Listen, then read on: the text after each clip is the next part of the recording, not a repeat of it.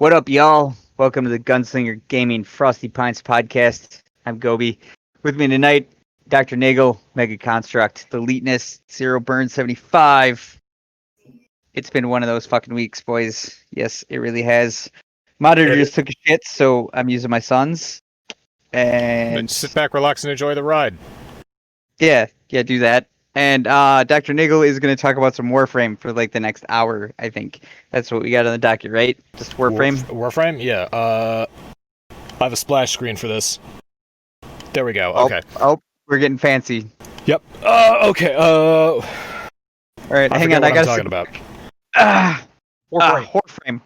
Oh, Warframe. Okay, so first of all, Protea Deadlock Protocol came out. All that that was last week. They updated it this week, so Protea's got a little bit of a patch, and there's a whole new fucking tab in the dojo decorations that Omega and I discovered, where it's just like decorations from Fortuna now. So we have Corpus, Grenier, Orokin, Tojo, Tenno, Natural, Sentient, and I'm probably forgetting one, and now we have Fortuna. So Infested, thank you. So yeah, that's a lot of shit to play around with. If you're a dojo decorator, you're gonna be pulling your hair out or going nuts for a little while there. So yeah, that's the Warframe update news. Warframe Digital Extremes, which is a company that runs Warframe, announced that they're getting rid of their partner program. They shut the whole thing down. I think it was today. And their partner program is gone, and they're starting up new programs for content creators. And I don't know. They seem to have divided everything into subcategories. So now you're gonna have like some stuff for people that create artwork. You're going to have a group for people that create artwork. You're going to have a group for people that run fan sites. You're going to have a group for people that run Discords. You're going to have a group for people that stream Warframe. They're subdividing, and I'm not sure what they're hoping to accomplish with this, but one of the big things everybody speculates about is it's a great way to drop all of their current partners who have been getting a lot of shit for years, some for years, and violating TOS. Bob on PSN, you can heckle Zero all you fucking want. Yes. Okay. In fact, you're encouraged to heckle Zero. Wait, what? Why are we heckling Zero? And so the thing about the Warframe partners that have been violating TOS for years is that some of them have been fostering a community of just pure hatred and spite and nasty shit. And DE hasn't done anything about it, and the people have been throwing around the old nepotism argument. It's like, oh, well, these people are friends, or these people are somewhat related, and that's why they don't get in trouble. So somebody at DE wised up, hopefully, or maybe they just cracked under pressure and they couldn't take it anymore, or it was starting to affect their business, and they're dropping the partners program. They're not grandfathering any partners into the new programs that they're starting up, and they're getting rid of essentially everybody that was partnered with Warframe up to today. Yep. And there's one community member in particular that everybody on Reddit knows who they are very glad to see go and really hope that he doesn't come back. Yeah, every former partner is perfectly allowed to reapply for this new program, but like Doc said, nobody's grandfathered in, so everybody has to go through the same process. And yeah, the shared thought among a lot of people is that it's just a way for DE to get rid of problem people who would have caused a stink if they got just fired or cut themselves. So we'll see how it all turns out. Trying really hard not to name names here or get into anything specific. DE does have an unfortunate reputation, and it's happened multiple times, multiple occasions with a number of people of, like Doc said, letting friends of people who work there get away with murder in an official capacity. There have been a number of quote-unquote scandals among the community about it. So it's going to be interesting. They have also an inconsistent history where some of their friends, as Omega said, get away with murder, and some other people do something that is tangentially not okay, but nowhere near the same level of assholery, and the hammer just comes down right on them. So this hypocrisy and this like turning a blind eye to people that you like has been a thorn in their side for going on 4 years now. So yeah, that's DE. That's Warframe. That's the state of Warframe, guys. Also, the chat mod program got shut down finally because the chat mod program was bullshit. If anybody who's ever been in region chat and had the misfortune to come across a moderator, well, they finally made it so assholes. you can turn it off. You can finally turn off region chat. Yes, you can. It's so nice. Yeah, region chat. In my account, region chat is gone. I have recruiting chat and clan chat and alliance chat, and that's it. Yeah. So, by the way, if you're a Warframe player and you're listening to this, don't use trade chat. It's a fucking rip-off. Warframe.market. I mean, unless you want to sell stuff, but you could, I mean... If you want to try to... You can do the ripping off if you want. If you want to... Remember that one time I went to trade chat, someone who was trying to sell a Wukong Prime set for 1,000 platinum? Yeah. That was great. Yeah, you can try to do that. You might run across somebody really stupid. But, otherwise, if you're not looking to get ripped off, don't use trade chat. When is trade chat ever good in any game?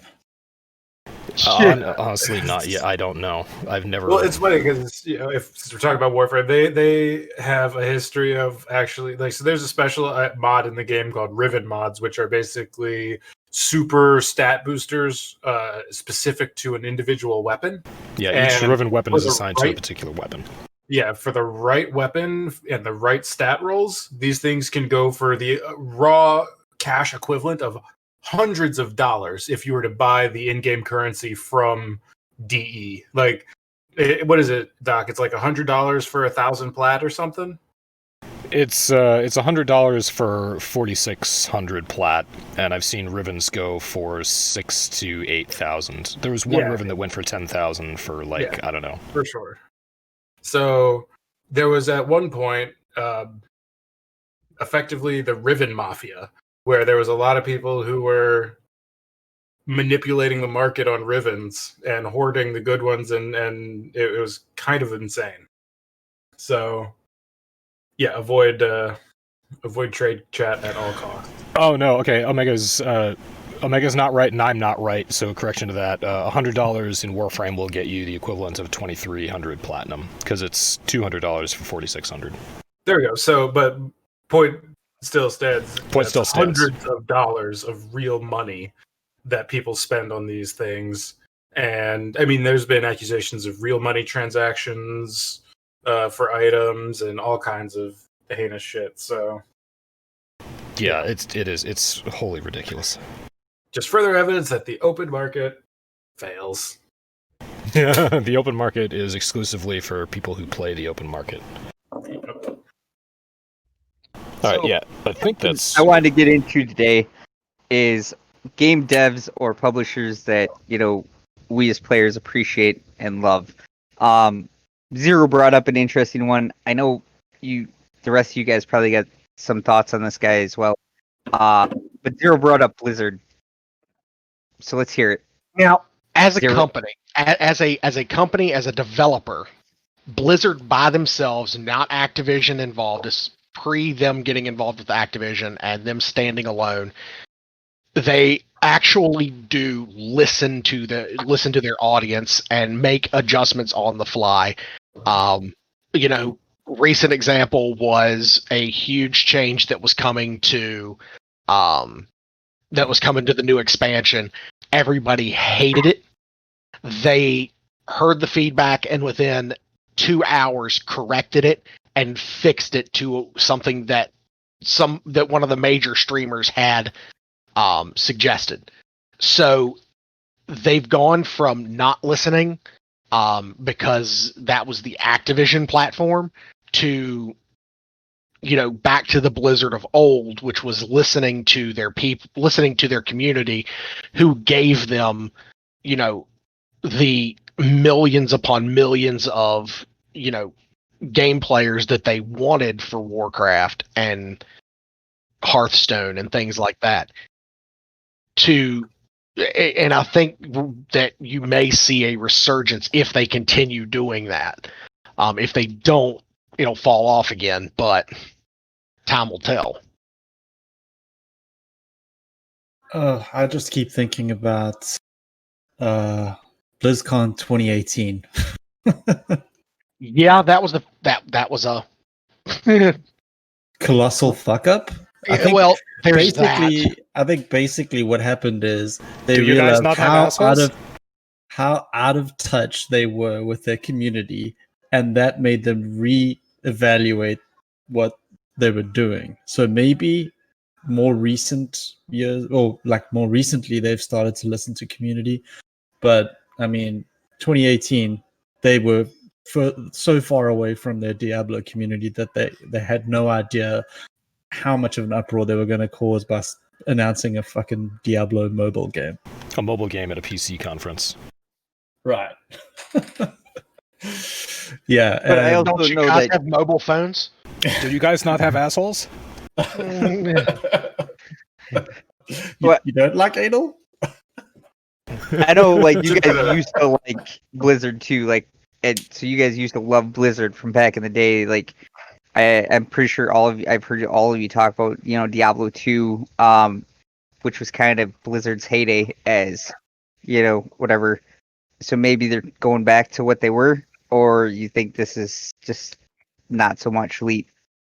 I mean, in my opinion, I'll wait until I see what Diablo 4 looks like before they get any kind of. I'm not even going to pre-order that, to be honest. I want to see it first, and then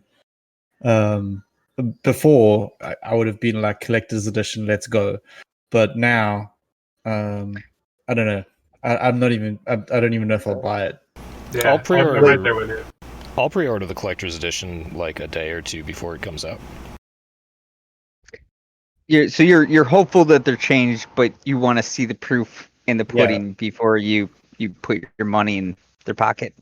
100%. So the next money they'll get from me will be in like, well, I say that I did buy the Shadowlands expansion. Yeah.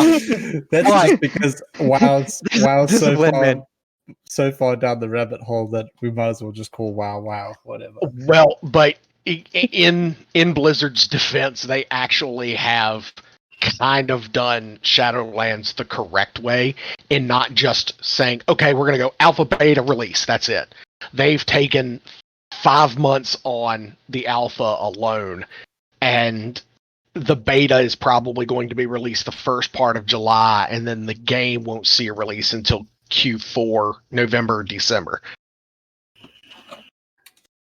Yeah, on your stream, Zero, that one of the guys said there, have we not been burned enough with old game devs publishing bad games lately? And it's like 100% true. I mean, that is very true. I mean, I think we got on a conversation not too long ago, I think it was last week, about how games used to literally come out of the box and it was ready to play. That was it. You played the game. It had everything in it. Day one patch. Yeah, exactly. You never had a day one patch that fixed anything. Period. Right. It was all on the disc. If it was broke, it was broke. But 9 times out of 10, if it was broke in a fun way. Yeah. So. No, I mean, there's just been a lot of hate, and there are some that stand out. But honestly, I think Blizzard's one of those ones that's in the middle for me. I have faith in them because of what they've done in the past, and they do produce a quality product. But I still want to see. I want to see it before I believe it. From now on, I think, unfortunately, Activision's driving a lot of their decisions. We are looking back. I specifically am looking back at Diablo 3 with rose-colored glasses, because honestly, when Diablo 3 came out and it had Auction House and it had Torment, or it didn't even have Torment levels, it just had normal through Infernal difficulty. They added monster levels later, and Auction House was a problem for 2 years before they corrected it. It was fucking impossible to find a usable legendary in that game. Yeah. No, there was a lot of people that hated Diablo 3. I mean, when it first came out, I was getting there. Okay. Sorry. I'm just saying, you're right. I was getting to the point where I was hating Diablo 3 too. Oh, right, yeah. I mean, in the beginning, it was so freaking difficult, and the auction house was like the only way to get a legendary item. It was, yeah. But yeah, but they polished it off and it got better, and that's the fun game that we all remember was post Rise of the Necromancer. Right, for sure. So, what's Techland? Well, Techland is the guys behind Dying Light. They also made the Dead Island games, which were all well received. Dying Light is creeped into one of my favorite games of all time. The story isn't anything amazing, but the game itself is basically a platform, and it's great. And the devs, I mean, they've stuck with it for 5 years. Plus, they're releasing new DLC for it, and they have Dying Light 2 coming out at some point. It's been postponed indefinitely, but every DLC up to this one, like other than like cosmetic ones that you can buy from Steam, like major DLCs, they did like a year for free. They seem to care, like they listen. We wanted to suppress pistol. When the game came out, it didn't have a suppressed pistol in the game. It was the one thing that, you know, pretty much every zombie game has in it. And they listened. A couple years down the road, we got it as a blueprint. It was free for everybody. It's just little things like that that really has made me enjoy them and appreciate the things they do. I ended up buying a copy for my son because he loves the game too. It's just fun to play. Like the parkour, they nailed it. It reminds me of Brink. Like the movement system is just fluid and smooth, and the parkour, it just works. You know, and of course, shooting mechanics are good, but that's a different story. I think I'm the only one here who has any really dealing with them, but I played Dying Light, but I mean, yeah, I don't have that much experience with the company.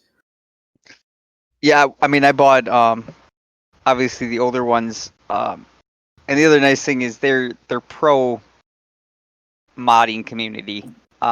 They love community made mods, and they have no issues with them. They even have the game set up so that you can turn off VAC, so you don't get a VAC ban for using mods when you're playing online, so that you can play online with other players with mods without having to worry about any consequences. It also keeps you out of, obviously, lobbies. If people don't want to deal with you, they just make sure the VAC is on, and you'll never show up. If you do, you get a ban. It's simple as that. If you don't turn off the VAC, you're going to get a ban if you try and play online. So if you mod the game, it's super easy to mod. Like I said, the game is like a platform. They do let you do like custom maps for some PvP. I believe they released a battle royale like spin-off mode a couple years back, maybe now, based on the Dying Light movement and stuff like that. It's not part of Dying Light, it's a spin-off game, but just, you know, they listen to what, you know, their fans want, and they give it to them. I mean, I'm a little disappointed with the lack of firearms in Dying Light 2, but I'm a minority, obviously.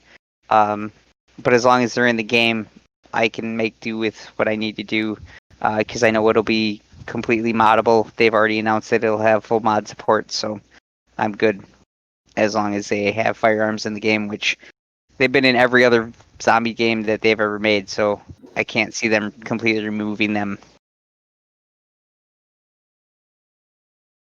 Well, nice. Yeah. Sounds like it'll be good stuff when it comes out. Yeah, I mean, Dying Light 2 is one of those games I'm looking forward to it, but I'm not going to pre-order it until I see some gameplay. But I'll probably end up picking it up for sure. Another game developer that I think more of us have experience with and whatnot is CD Projekt Red. Obviously, they did the Witcher series, The Witcher 3, great game. They're also the guys behind GOG, which obviously we have a lot of respect for him for that. And then obviously the superior gaming platform. the big one coming up is Cyberpunk 2077, which I think pretty much everybody here is pretty excited about. Hopefully it still comes out in November. Doesn't get pushed back again. Did we tell you guys that? It got pushed to November. Yeah, we did that last podcast, and then Finn was like, well, they're a dev and their own publisher, so they should be allowed to do that if it means putting out a finished game. Oh, I have no problem with them doing it. Like, I just still hope it comes out this year. I know, we're impatient. It's fine. I did watch a review today with SkillUp. I don't know if you know SkillUp from... Yep. Yeah, Division Days or whatever, but he did a review on his playtime with Cyberpunk 2077, and he actually is generally pretty fair when he does his reviews, so he'll tell you outright if it's a piece of shit, and he was pumped. Yeah, I like SkillUp. Like, he seems like he's fair when he gives reviews. I find myself having to skip a lot of his video because it's just like He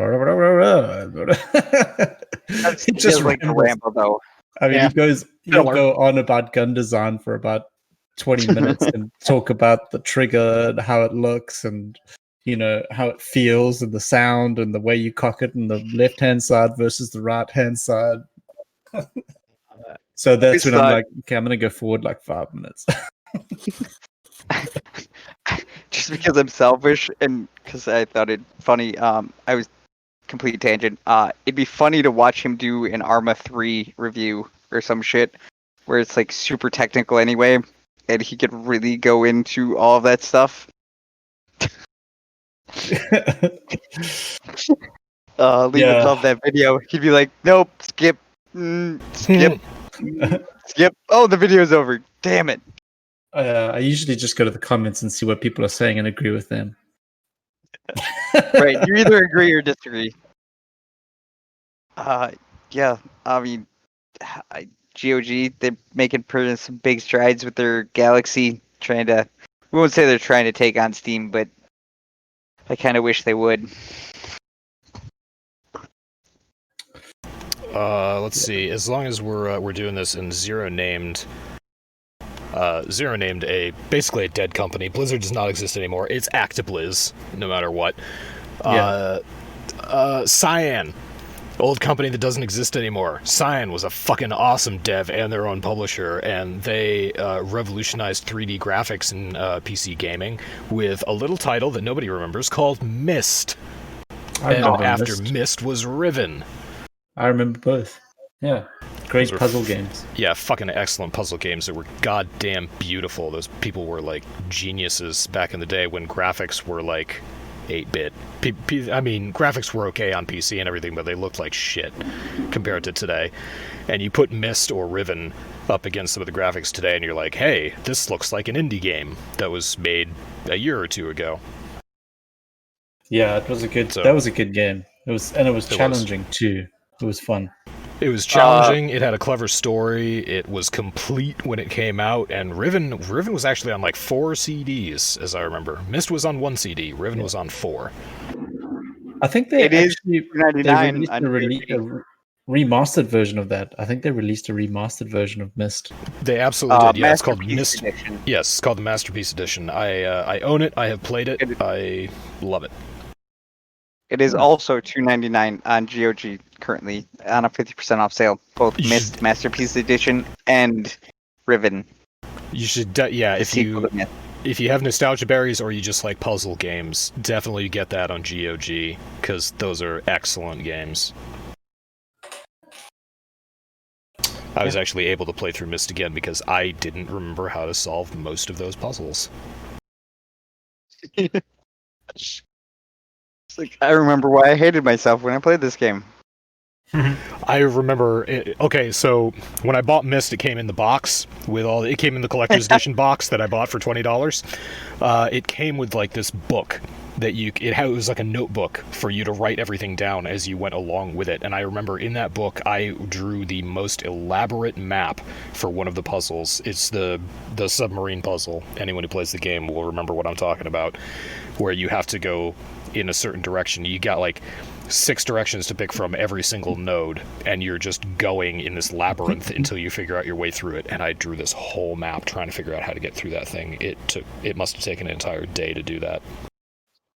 Yeah, An I had old game. Oh, sorry. Go.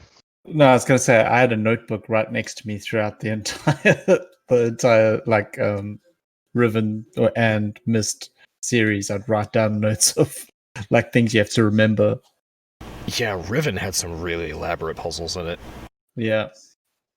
So Good speaking of games, though. old games that came on multiple CDs that came out around the same time, I believe it was Omnicrom Nomad Soul or A Nomad Soul. Do you guys remember that game? Did you ever play it? Omicron?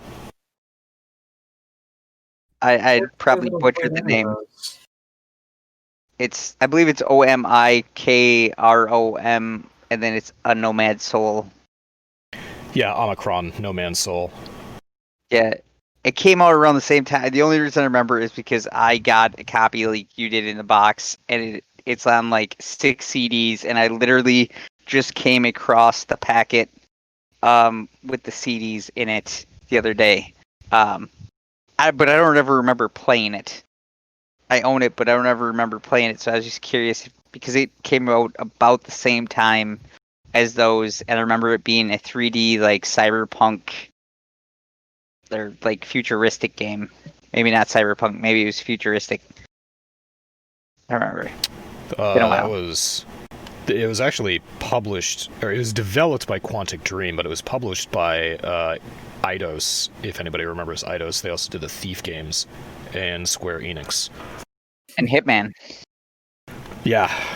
Yep. Also the Hitman games. Yeah, we could probably talk about Square Enix too. They seem to put out some pretty good games, and you know, I don't understand what happened to Eidos. I should probably know more about the downfall of that company, but I think they were just bought. Like I don't know if there was. I think were they just acquired and squashed? I think Square Enix just picked them up because they make. Because I'm pretty sure they also did the Tomb Raider games, the old school like Tomb Raider games were also. I think you're right. And they're now a Square Enix title. And so is I believe Hitman's a Square Enix title as well. But I was gonna say like every Square Enix title that I've played in recent history has been kind of a throwback to those old games. Like they're complete. I don't remember having a day one patch. Like they had a good story. They were just good games. I mean, Final Fantasy 15, the 3 Tomb Raider games in the trilogy, and the last Hitman movie, not Hitman 2, or Hitman movie, Hitman game, Hitman, not Hitman 2. I mean, they were just good games. Like, never had any bugs, never had any problems. So, I mean, yeah. The good old days when you could pirate games and not have to worry about getting patches. Oh, yes, the good old days. Thief Gold, Thief 2. Those are the fucking good titles. Then Pirating Thief 3 Deadly Shadows came out, and that was bullshit. Pirating Thief games. Seems ironic. Right? Right? Fair turn, I guess, right? Fair turn? I kept my collector's edition boxes, though. They were all collector's editions. We went over this in the last pod. They were all collector's editions in the 1990s when you bought something for $20. It was the collector's edition that came with all this shit in the box. So I kept it. I'm looking at it right now. Now you pay $150. Yeah, ironically, directly Inflation. above that collector's edition is the Diablo 3 collector's edition crate, which cost me $100. I've got the collector's with Wing. edition. I've got the collector's edition of the original vanilla WoW, and then the 3 expansions that followed that. And then I stopped buying the collector's editions because it was like, okay, this is $100 that I'm not getting anything out of, because it started off, the original WoW was like $50. It was $50 for the whole deal.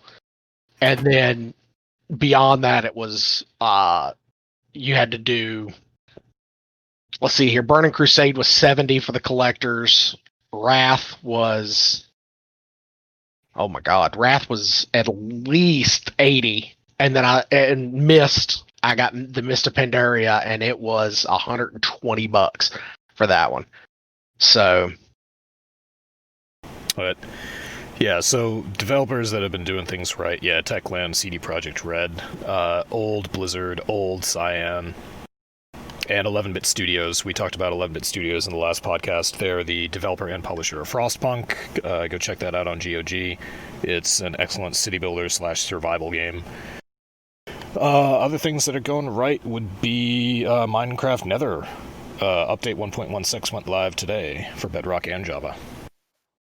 Yeah, this is that was the 23rd, so this was actually last week. Yeah. Why does it say today? Who writes this crap? That wasn't me. Yeah, no, it's some of the members have already checked it out and stuff. I have not. I did get on the server the other day and play around on there. But yeah, it looks interesting. They've been really adding a lot to the game over the last year. They really made the water, the whole arenas or whatever, more lifelike with fish and sharks and dolphins and all this stuff. And now they're focusing on the Nether.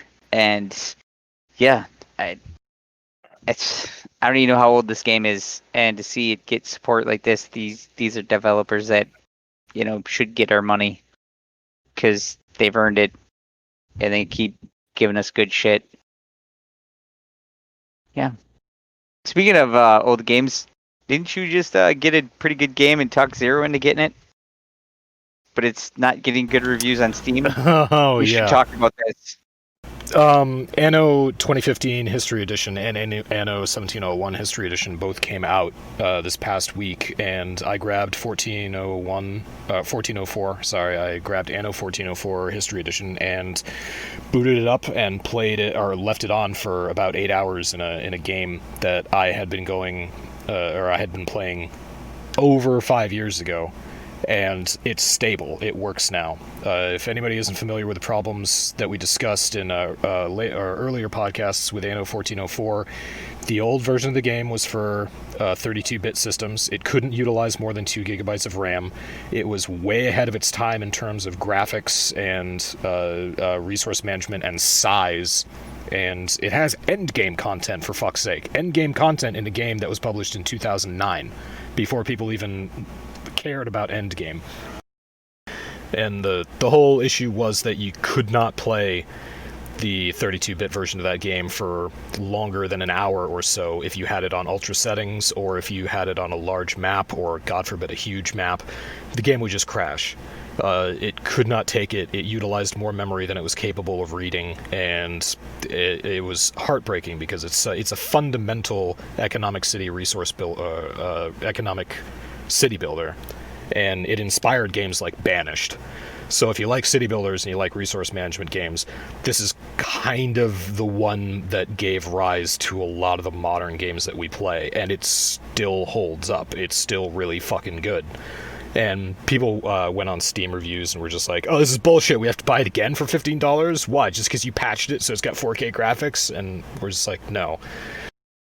And people are complaining that they have to buy it again if they want to play multiplayer with their friends because, everybody has to be on the new updated version. Well, yeah, you do, but you're not going to crash out after an hour or two, and if you ever played multiplayer on the old Anno game, then when you crash in multiplayer and you try to reload from an autosave or something, it doesn't work. Disables all achievements for whoever crashed.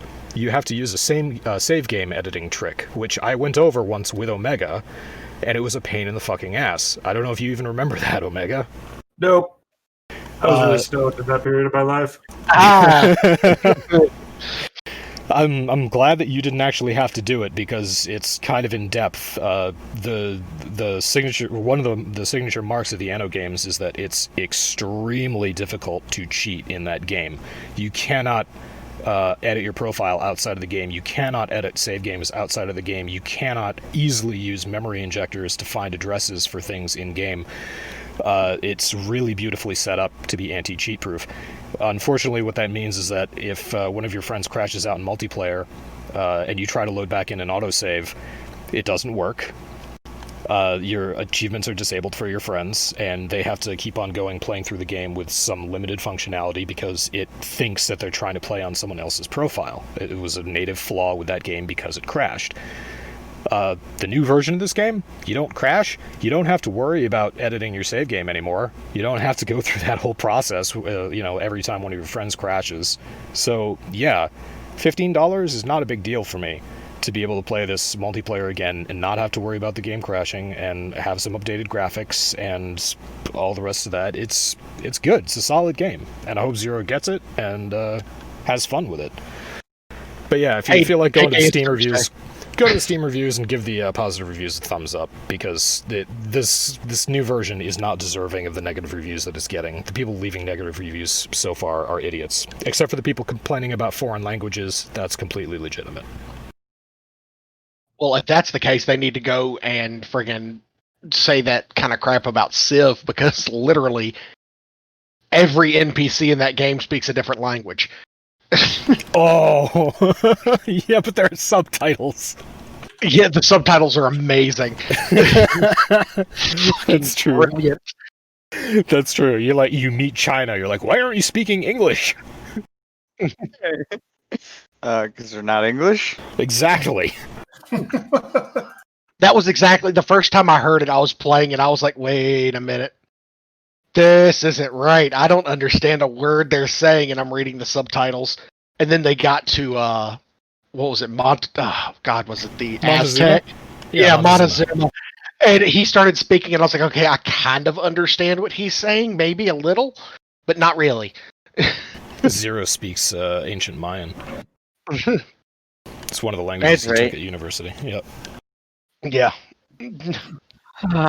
He just sounds so angry. I can understand Philip of Spain, and that's the one. It wasn't Montezuma. It was Spain. That's the one. Yeah. Okay. I can understand Philip of Spain because he speaks Spanish, and I took Spanish in school. I can understand Catherine. Who is that bitch in France who loves spying?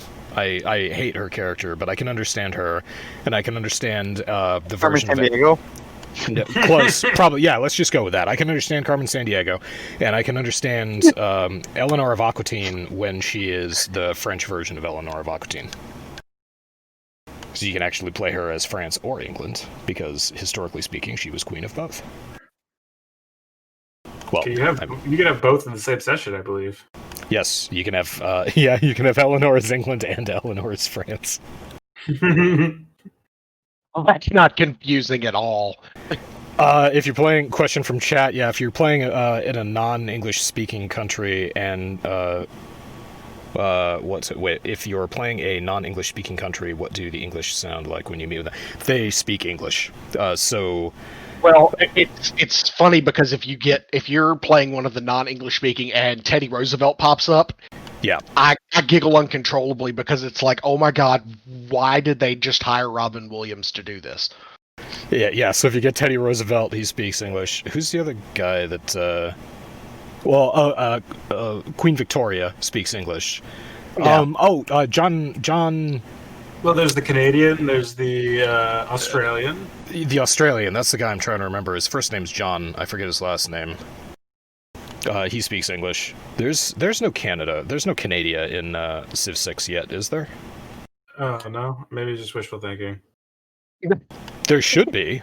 Canada deserves it. Canada definitely deserves it. Those poor people. Yeah, they should have Justin Trudeau as their Civ 6 guy. Oh, God. He's just stunningly handsome, and he smolders the entire time. That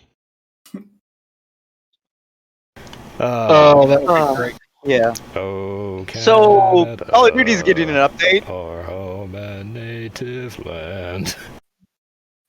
Yeah. What about Call of Duty? It's getting an update. Oh, and guess what? It's 22 to 36 gigabytes. Who would have guessed? right? They That's really- what an yeah. update needs to be. Okay, so actually, I'll talk about this because I actually play Call of Duty. Warzone is going to be 200 player lobbies, which is a limited time mode, which is 4 teams of 50. That might be interesting for those of you that play that. But also, if you own Modern Warfare, you get a new gun because we really need a 50 caliber sniper rifle in a Call of Duty game. That is what we needed, folks. That why is why wouldn't you? exactly Yeah, I know, right? right. A semi-automatic 50 caliber, anti-tank sniper rifle. That is what we need in a Call of Duty game. Wait. Yes. I need that in my real life. Why Yeah. wouldn't you want it in a Call of Duty game? Nothing makes your Well- penis feel quite as big as 50 caliber. It's true. I mean, I mean, sure. I mean, Board of Lo- it's the in your Board of home, Lo- it's fine because it's stationary. It's not going anywhere. I mean, you're not running around with it. Like, you're never gonna run around with that gun and sling it up your. I get it. Okay, Call of Duty's not realistic, but still, it's totally unnecessary in the game. Like, there's other sniper rifles that are more than adequate for the size of the maps. V99 in chat wants to know if you need 2 people to carry it. I assume he's talking about your penis. No, the Barrett 50 cal. No, one person can carry it, but they're definitely not gonna shoot it standing up. I thought you were going to follow that up with, but they're definitely going to need an extra person to carry the penis. Yeah, me too. Not Gobi. Gobi's too clean cut for that. Leadus just has a wheelbarrow. Yeah. There's also a new map too. Yep, Cheshire Park. Yep, and a new game mode, Team Defender, which is just back from the original Call of Duty Modern Warfare. Which yeah, and of course more things in the store for you to buy with real money, because you need to do Of that. course. People go in and buy Of course. stuff in the real Support the store. developer. Support these 36 gigabyte patches. Why there's 36 gigabytes? If somebody could explain to me with a damn good reason why I need to download a 36 gigabyte patch every 2 weeks for this game, I would love it. Poor I really would. architecture. I mean, that's I the was reason. gonna go with uncompressed 4K textures. I mean, it could be 4K textures if you're getting new maps, I guess, maybe. But I don't like 30 gigs for one map. Jesus Christ, the game would have to be like a terabyte. Well, it's damn close. Hold on. It's like it's over 150 gigs at this point. Yeah, that's not uncompressed 4K textures. That's just bad architecture and them having to replace like huge files instead of modules. Yeah. I mean, the crossplay is really pretty, and they're nice, and the game's pretty, but it's Ubisoft. Gears of War 4 all over again. Ubisoft is also trying out Battle Royale with Oh yeah, Hyperscape. yeah. Hyperscape is a brand new free-to-play sci-fi first-person shooter. PC release date will be July 12th, and it will be cross-platform support down the line. So I haven't seen anything about this. 'Cause obviously I don't play Battle Royale. From the screenshots, it kind of it's like a futuristic. It's a sci-fi FPS Battle Royale. Yeah. Yeah, it seems like an Apex Yeah. competitor, basically. Good luck with Yeah. that. I think Apex is better. This one does seem to take place in a city, though, as opposed to a giant Yeah. playground. I'm just enjoying the sort of evolution we've seen over the course of the FPS space. Just the sort of the trends. Like the original PUBG had a very specific, trying to be realistic kind of aesthetic, and then we went like the super deep end on the other side with Fortnite. Then Apex got big with the futuristic take, and there's Call of Duty, and now there's this coming out. It's just been kind of an interesting journey. if somebody would take like the atmosphere from Apex, the setup from Call of Duty, and some, there's something else from PUBG, not the frying pan, but something else. There was like game mechanic or whatever, and mash them all together. Like it would be like the perfect battle royale game for those people, I feel, but nobody's done that yet. Yeah, I think it's difficult for you to get a platform to launch that shit. I mean, PUBG was kind of a happy accident, and it got enormous. Apex had much more of a marketing budget, and I don't believe it's done as well as PUBG yet. Fortnite, on the other hand, was, I think because it was backed by Epic, and Epic had established a name for themselves, it probably got to be the biggest battle royale. Fortnite overcame PUBG, sure. right? Oh yeah, Fortnite. Yeah, there you go. It still is. I mean, PUBG basically PUBG, died. well, it's still around. Apparently it has crossplay now. Yeah, but like its heyday has come and gone. It was once the king of battle royales. It is so far from holding that title now. Fortnite is still king. Apex is got a probably bigger player base than it does right now. Yeah, its days in the limelight are gone. That kind of segues, PUBG kind of segues into one of the other topics on our list. It was when PUBG initially came out, it was huge with specific streamers. One of those being Dr. Disrespect. I mean, and he's up to recently, of course, he was playing that quite frequently. And what happened to Dr. Disrespect this last week? Go on, Zero. Well, it appears that he was banned. There is a lot of speculation and rumor as to why he was banned. I have not heard anything official. All I've seen is clickbait titles on YouTube, and I haven't actually seen anything firm. I believe Omega, you said earlier that there was a rumor that you had heard. Was it you or was it somebody else that said they had heard a rumor? Well, there's been a ton of rumors. Yeah. Who was it? Keemstar? Keemstar put out the most ridiculous one to date. That was... Well, I mean, it's Keemstar. I mean, that's not a surprise. That is Keem. It's kind of nonsensical. We can get into... Well, let's say the actual truth and the facts first. This past Friday, Dr. Disrespect's channel disappeared from Twitch. His little chat icons were also removed. All of his subscribers were refunded their money. That is a very solid indication that Dr. Disrespect has been banned from Twitch, and it is permanent. Twitch has not actually come out and said that. They keep on coming back with the same PR sentence, just copy-pasted, which is, whatever, you can read it. It's very nondescript. It's just sort of like bullshit about their community standards. Yeah, exactly. Boilerplate. The only definite thing that it is banned and is a permanent ban came from Slash and one other person on Twitch who are inside. They're PC gaming news insiders or streaming insiders, and they claim that yes, this is a ban, yes, it is permanent, yes, they have either an idea or some idea of why, but it is a sensitive topic and they don't feel comfortable commenting about it, so they're not going to say anything. Dr. Disrespect's wife put out a statement the next day that thanked the community for their love and support and said that there was no one better than the Dr. Disrespect's community. Dr. Disrespect himself came out on Sunday and said Twitch has not made clear to me why I was banned, firm handshakes all around, and all the rest of that.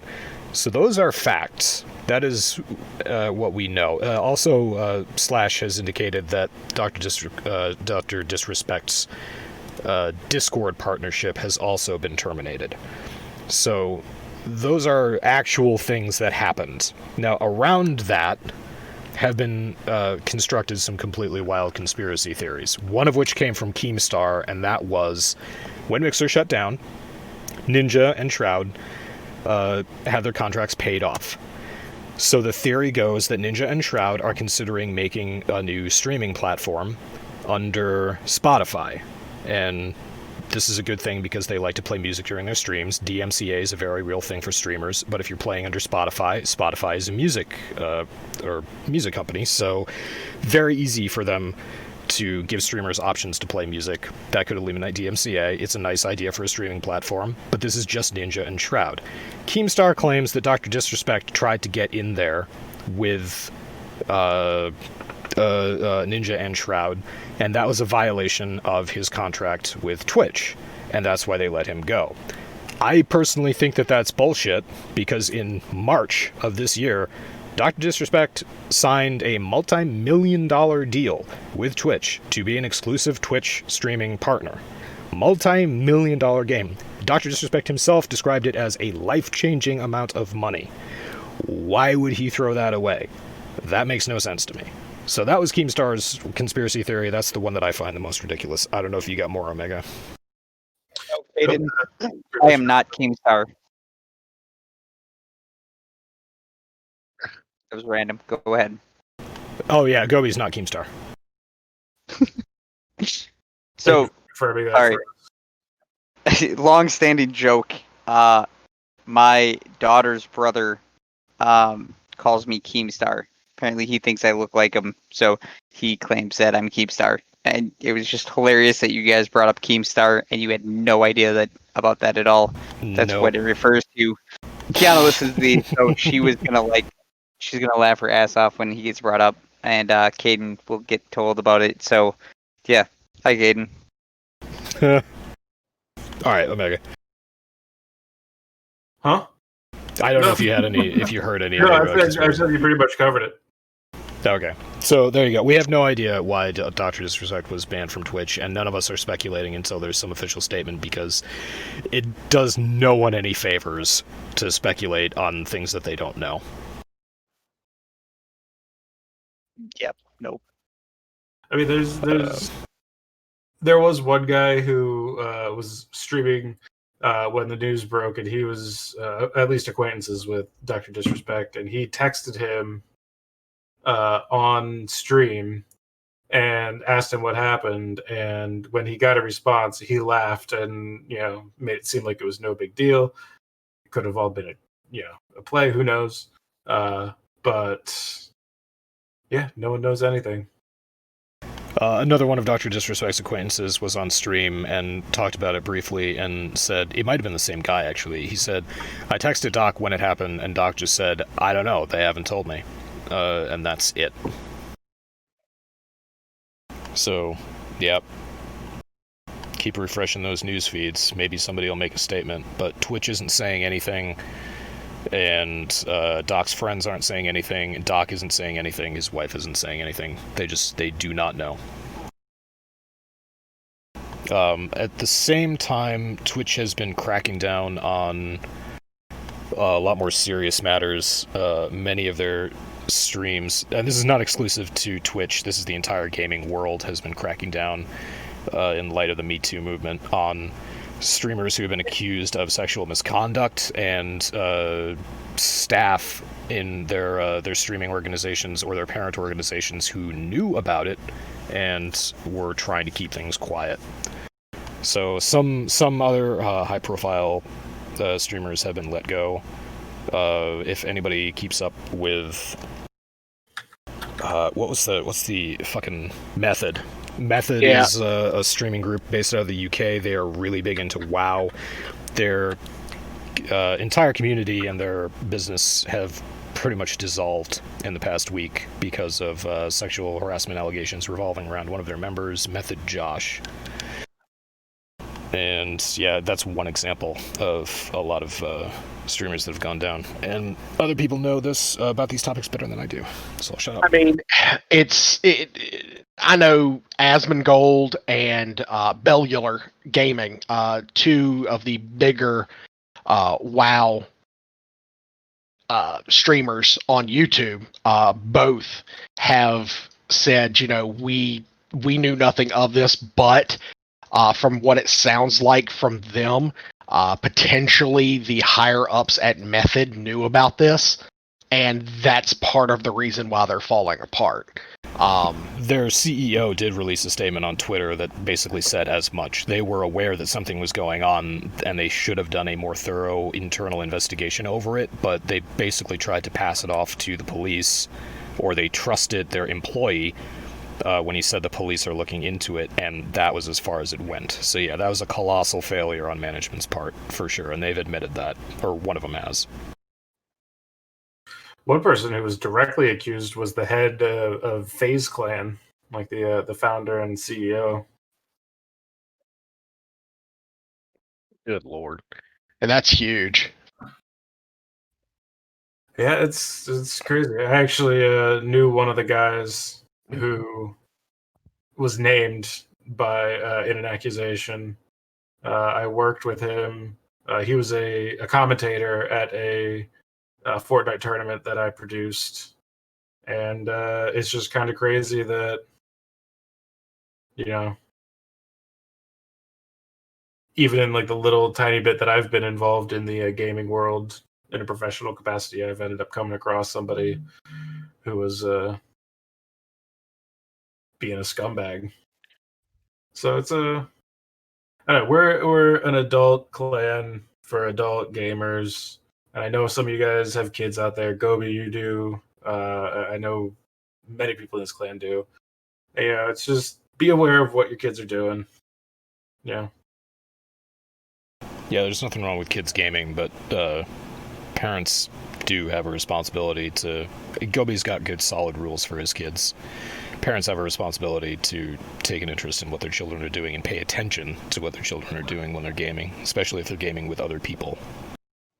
Yeah, you know, and I'll fucking say it. For all that we like to poke fun at Gobi, the dude is an excellent dad. Just hearing him talk about his kids and the amount of time that he spends with them, and you just follow his lead. Be a part of your kids' gaming. You know, pay attention to what they're doing, and maybe don't let them play. Maybe don't let them play all the M for Mature titles. I mean, 6-year-olds playing Deadpool, maybe not a great idea, but apart from that, great dad. Yeah, I will say most kids probably shouldn't. My kid, yeah, I might be biased, but Loki, he's a good kid, and he knows the difference. He understands the difference, which, you know, makes me feel good, and he looks forward to. It's something, you know, we do together, and we look forward to. And DrNiggle brought up my rules and whatnot, and I actually had a discussion with another member who was on council earlier this week about it, and just to kind of brief them. My first rule is my kids are not allowed to add any friends unless I approve them.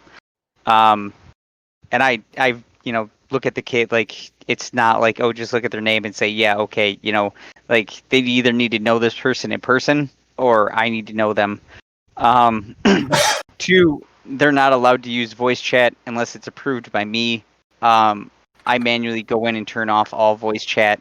Like in Fortnite, the voice chat is disabled on everything. So if they go in to play a battle royale game, they can't hear anybody. They can't talk to anybody. Like, they're completely cut off from whatever unless it's approved by me. Now, like, you know, my kids like to play together because they span a huge age range. And Caden, again, he's like a stepson to me. And then obviously my daughter and my my youngest son will all play together. So obviously then they all go into Discord and mic up and stuff, and they're in voice chat and whatnot. But I don't let them use in-game voice. Number 3, they're only allowed to game when it has been approved by me. And, you know, as a GS member, if you're like me and you have a teenage kid or whatever that plays games with you, a lot of GS members aren't going to care. Like, they're you know, but be respectful and ask first. I know it seems silly, but don't bring them into, obviously they're not allowed into voice chat in here, but, you know, if you're going to play with other GS members and you want your kid to play, most members aren't going to care, but please ask first. my son's played with everybody in this podcast, but I've known these guys for a long time, and you know, I trust them with my kids. They're good with kids too. I mean, they talk a lot of shit, all of them, but when my kids are around, they're like uncles, and they treat them the way they should be. And you know, these guys are all model members as well when it comes to playing with kids. So, and DrNiggle also brought up the whole Young Guns thing, and I had brought it up. It is something we're looking into, but obviously with kids and internet and adults, we got some shit we need to figure out before that goes live. Yeah, some thought needs to be put into that before we implement a Young Guns program, because we do want parents and kids to be able to play together in GS, but we want, at least on the administration side, we want a system to all but guarantee a safe community to do that in, and we need some regulation before we kick that in. Yeah, for sure. It also should be noted that legally I am considered an adult child, so it's fine when I play with you kids. I could make some comments, but I'll keep my mouth shut right now. We rip into you all the fucking time. You can rip into me. No, I'm good. So speaking of the streaming shit, Mixer is apparently gone. Microsoft is closing its doors and saying, fuck you, we're going to put everything on the Xbox Series X coming in August. And Tencent says we're going to step in and take over streaming. Did I cover it? Tencent. Yeah, Tencent, the Chinese company. They also released their knockoff Cyberpunk 2077 FPS this week at whatever gaming conference. All glory The to Tencent Gaming Conference. Yeah, the Tencent Gaming Conference. Yeah, I remember seeing that and sending it to your little chat just because I knew it was. I what was your response? I don't like Tencent. I know, but your response was just somebody needs to read it. It was probably something inappropriate. Tencent can suck a lead pipe. From you, Doc? No. Yeah. And apparently, Leetness's brother rode his bike up a hill and beat him. I also said that if the Tencent game, what is this Tencent thing called? Syn? SYN, open world FPS cyberpunk game. Its build is an open world cyberpunk game. And I said, yeah, if it gets a China release, look forward to there being very strict gender roles, no gays, and no dick physics.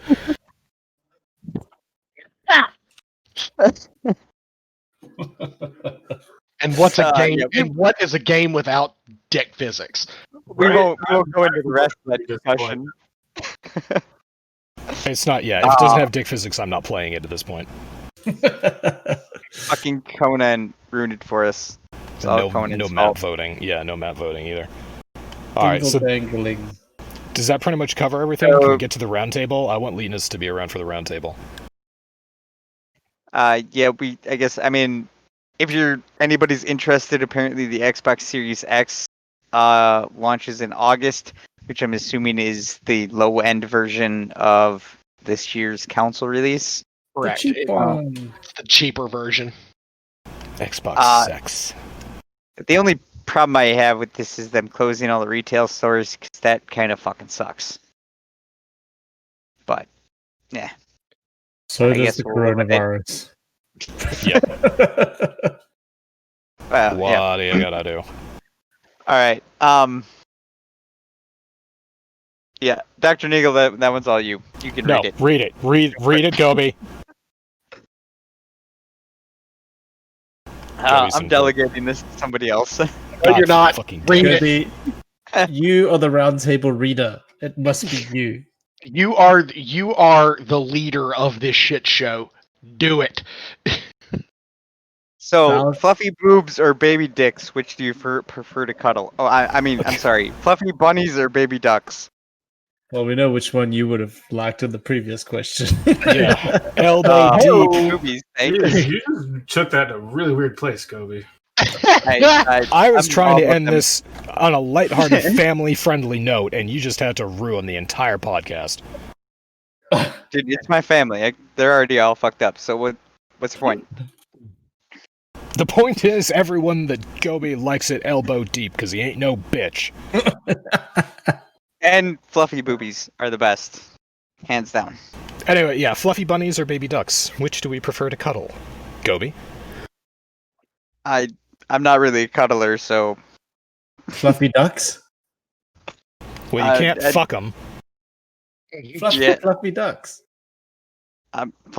fluffy ducks. How do you get a fluffy duck? Just Little ducklings, little baby ducks. They're all fluffy. They are very fluffy. They are pretty fluffy. I personally am of the opinion that a bunny is going to be more cuddly than a baby. Like, fluffy baby ducks might be cuter, but if we're talking cuddle factor here, I'm going with the fuzzy bunny, the fluffy bunny, hands down. Yeah, the fur on a bunny is much softer, Right? and they're nicer to hold, and they don't have like a hard beak that's gonna. I mean, Bite did you. we ask for Fluffy's consent before we just asked if we would prefer to cuddle him? I called him, but not on a phone, so he probably didn't hear me. I mean, He he always would approve anywhere.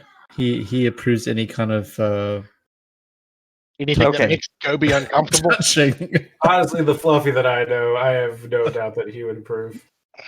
Yep.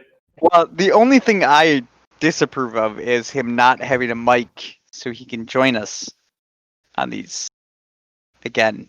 He likes This to is be what, it's been a elusive. year now? I mean, it's been a year, man. Like, Well, over that, I mean, he played Division with us in like 2015, 2016. His kid has been 3 years old for almost half a decade now. It's like Bonnie and Family Guy. She was pregnant for how long? Either Maybe have he's the gotta be a baby or beast when he don't. gets into kindergarten. Maybe he just keeps popping them out, and he's basically got like 12 kids now, and they keep on every year. There's another 3-year-old. They just come That out went 3 to- years That old. went to a really weird place, and I don't know how comfortable I am with it. Oh god, that was good though. Was it worse of a place than when he posted that Zootopia pic the other day from Leetness? No, that was Did- fine. No, that was perfectly I'm more fine. That's normal. Okay. Normal for Leetness. Zero. Yeah. Did you say fluffy bunny or baby duck? I'm more of a dog person myself. I know, You but gotta you know, answer the question. Oh God, I would say fluffy bunnies. fluffy bunnies. A lot of us are going fluffy bunny here because I'd probably go fluffy bunny as well. Just to be contrarian, I'm gonna go baby duck. You see, the thing is, like, it depends on the situation. If I knew this duck was not, or bunny was not going to last long, then I'd pick duck because I like duck more than I like bunny to eat. Ooh, wow! Wow. He took that to an extremely dark place. What you know? What actually, baby duck is probably some sort of French cuisine. I wouldn't put it past. If anyone was to do it, it would be the French. I mean, Ron White did say that baby duck pussy lip tacos are better than Wagyu beef. So, Jeez. I hear ducks are also pretty good. No, that's geese. Never mind. Guard dogs. fucking Canada gooses. Geese. Yeah, geese are fucking vicious. Yeah. Like, if you want a good guard dog, get a goose. And just stick it in your yard. You know what's n- oh, Why not a Jesus. gander? Yeah, exactly. There you go. We're learning terminology now. And geese are tasty. Geese are tasty. Do you know you're not allowed to eat swan or kill a swan in the UK because the Queen owns all of them? That's interesting to know. Did you know that in Florida it is illegal to tie your pet alligator to a fire hydrant? Well, that just makes sense. Anywhere but a fire hydrant. A fire hydrant has legitimate uses. Right. I mean, How But the tied to a firemen tree, gonna you're get fine. to it? Exactly. You don't want the firemen showing up to put out a blaze that some meth head started and seeing somebody's alligator attached to the fire hydrant and just being like, nope.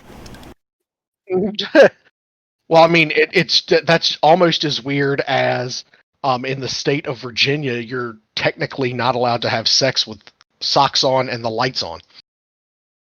That's completely unenforceable. I mean, but it's also quite reasonable. I was going to say the same thing. I think it should be a law.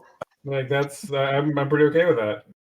Going on with like bullshit laws from 200 years ago, in the state of Massachusetts, you can technically get a fine for not wearing a hat in church. Nice. If you're a man. I can live with that. I wear hats everywhere.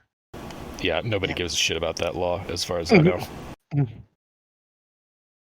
But yeah, there we go. Fluffy bunnies wins. Hands down, fluffy bunnies everybody loves. Baby ducks, also cute. Maybe not to cuddle with, maybe just to watch them waddle around the yard. That's kind of where I'm at. Yeah. It's about right. Good times. So yeah, we went from gaming news to Twitch bans to sexual assault to fluffy bunnies. Baby ducks. Fluffy bunnies and baby ducks. Our circle is complete. Perfectly logical segues on every single one of those. Yeah, it really made a lot of sense. We're getting really good at this podcasting thing, guys. That's why We're hundreds of getting millions of people listen to us each week. Oh, actually, there's another thing I want to touch. So we were already Wait, talking another about thing Apex. that Gobi wants to touch on? Yes, Of course he does. God damn it, What's Gobi, his we're name, gonna get me Vanilla? too'd. I don't. Gonna Yeah. get Anyway, me too. Stop it. so me too. I'm not worried about that. So the Steam sale is obviously on. And you guys were talking about Apex Legends, which is also coming to Steam, but it's set in the Titanfall universe. And we kind of talked about this in earlier podcasts about how Titanfall 2 came out like at a really bad time, and plus it was on Origin, so it didn't really catch at all on PC. And it's got a small following on console, but right now it's like one of the top selling games on Steam. It's been on Steam for a couple of weeks now. It has over 8,000 reviews, and it's overwhelmingly positive. It's $9.89. Well worth picking up for that price. It's got a campaign and co-op, and then of course some multiplayer shooter as well. But it's a lot of fun, and it's a really good game. Respawn did a really good job with it, and I think if it had been released on Steam, we'd already have a Titanfall 3 and not an Apex Legends. But yeah. Has anybody else played it, or am I the only one? What are we talking about? Titanfall 2. That's not what podcast is about. Fucking- I lost him about halfway through that. Yeah, fuck off. Alright, peace out, boys. Goodbye. Later, everybody. Bye, Thank you, everyone. stream. Thanks, That's chat. such a great ending. Penis.